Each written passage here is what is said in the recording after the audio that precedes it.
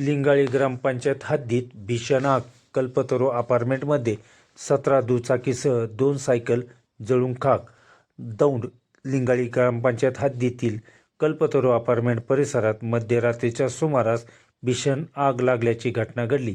या आगीत तब्बल 17 दुचाकी तसेच 2 सायकल जळून खाक झाली असून परिसरात मोठी खळबळ उडाली आहे.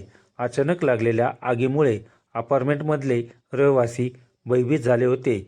पोलिसांनी दिलेल्या माहितीनुसार अपार्टमेंटच्या पार्किंग परिसरात उभ्या असलेल्या वाहनांना आग लागली. काही वेळातच आगीने रौद्र रूप धारण केले. रहिवाशांनी तातडीने आग विझवण्याचा प्रयत्न केला तसेच अग्निशामक दलाला माहिती दिली. अग्निशामक दलाने घटनास्थळी दाखल होत आग आटोक्यात आणली. सुदैवाने या घटनेत कोणतीही जीवितहानी झाली नाही. या प्रकरणी दौंड पोलीस स्टेशनमध्ये गुन्हा दाखल करण्यात आला असून आगीचे नेमके कारण अद्याप स्पष्ट झालेले नाही. आग शॉर्ट सर्किटमुळे लागली की कोणीतरी जाणीवपूर्वक घडवून आणली याचा तपास सुरू आहे.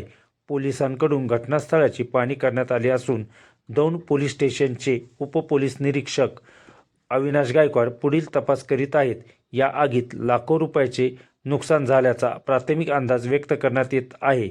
परिसरातील नागरिकांनी वाढत्या आगीच्या घटनांबाबत चिंता व्यक्त करत प्रशासनाने योग्य उपाययोजना करण्याची मागणी केली आहे.